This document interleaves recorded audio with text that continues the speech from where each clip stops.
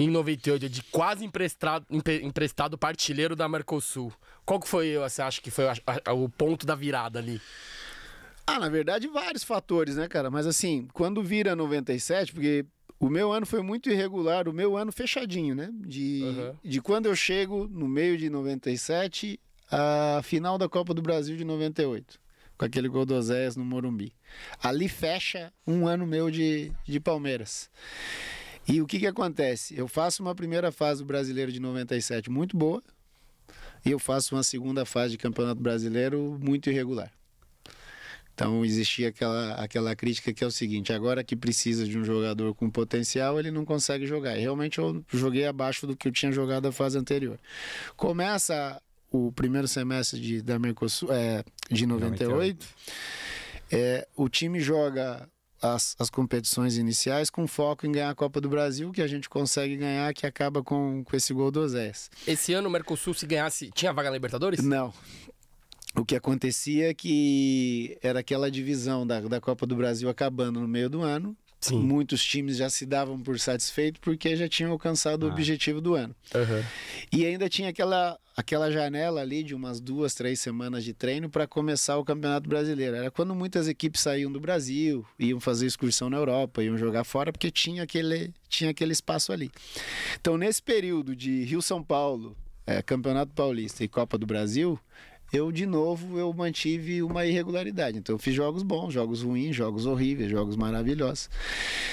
E eu costumo dizer que de todos os títulos que eu participei, que eu tive a felicidade de participar em todos os clubes que eu joguei, o único título que eu não tenho participação efetiva é esse da Copa do Brasil de 98. A minha participação foi bem baixa.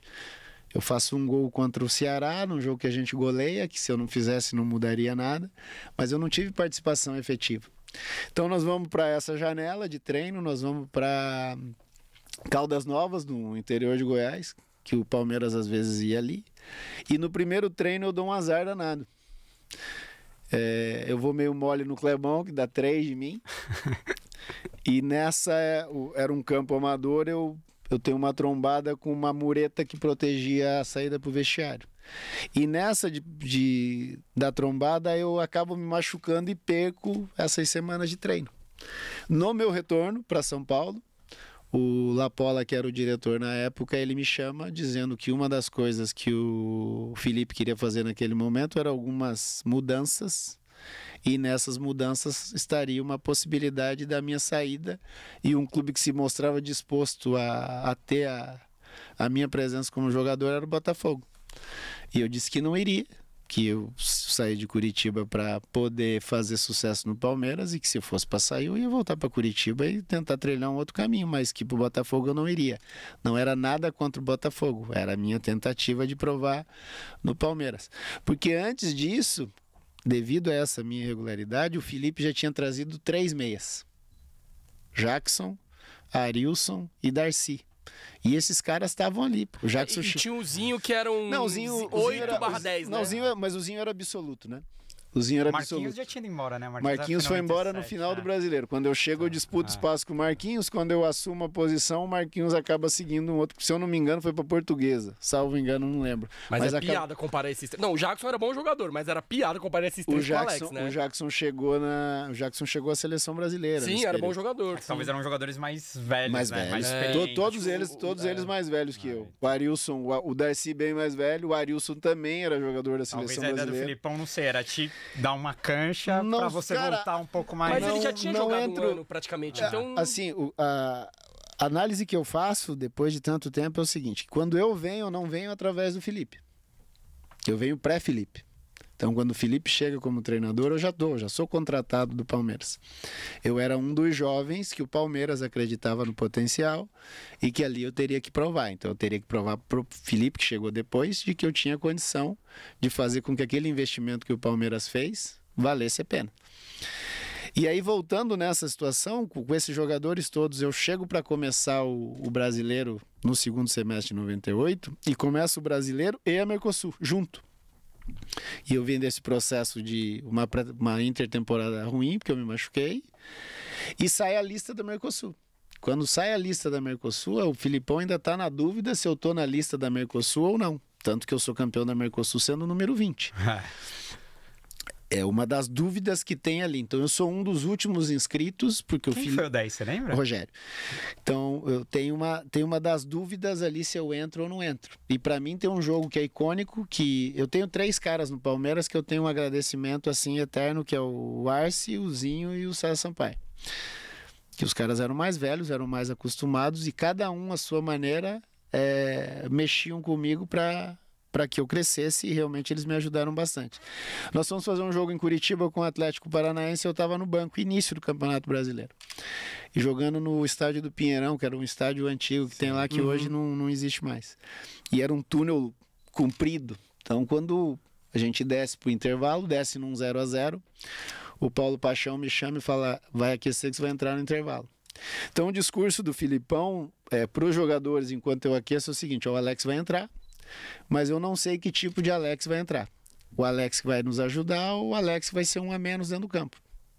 E eu tô aquecendo e ouvindo isso.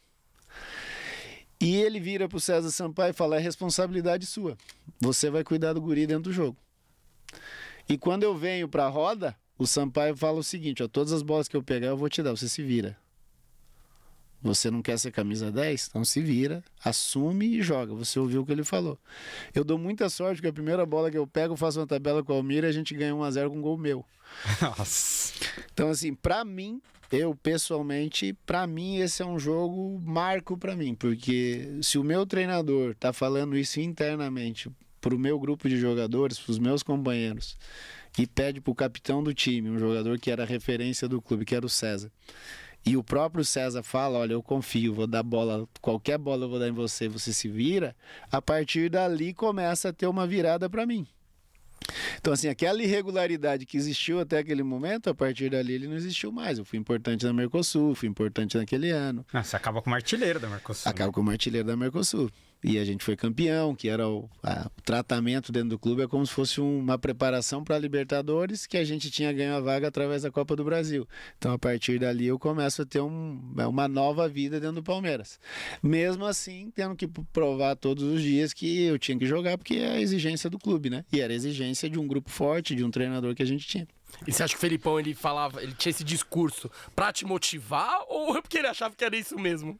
Não, eu acho que pelas duas coisas. Porque era isso mesmo, né? Eu era irregular. Até aquele momento eu era um jogador irregular. Eu fazia jogos espetaculares que eu ajudava muito o time e tinha jogos que eu não jogava tão bem. Sim. Só que ao longo do tempo você também vai aprendendo que muitas vezes você joga mal por si só, muitas vezes você joga mal porque o teu companheiro te atrapalha, muitas vezes você joga mal porque o teu adversário tá te marcando de uma maneira boa, e isso tudo você tem que ir descobrindo. E isso eu fui aprendendo com o Arce, isso eu fui aprendendo com o Zinho, isso eu fui aprendendo com o César. E aos poucos você vai melhorando nesse sentido.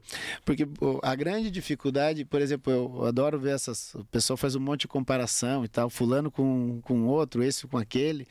E quando eu falo isso com o Gabriel, quando vão me comparar no Palmeiras com outro jogador, eu falo, a primeira coisa tem que pôr parâmetro na comparação. Eu era um menino de 19 anos. Se você pegar um menino de 19 anos e comparar com um cara de 26, já dá diferença. Uhum.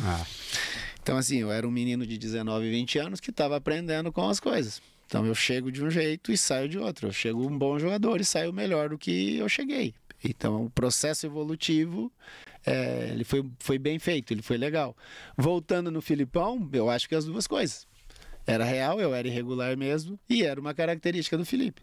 Ele fazia isso. Ele instigava, ele cutucava para ver que tipo de reação o jogador teria. Alguns reagiam bem, foi o meu caso. Outros reagiam de outra forma e acabava saindo pela disputa, pela grandeza do clube. Ou você reage ou você acaba substituído por outro. Isso é natural no futebol. Fala, galera, quer apoiar o Pode Porco? Então entre no site www.podeporco.com.br, na aba Seja Membros, e escolha o plano que encaixa mais para você. Avante palestra!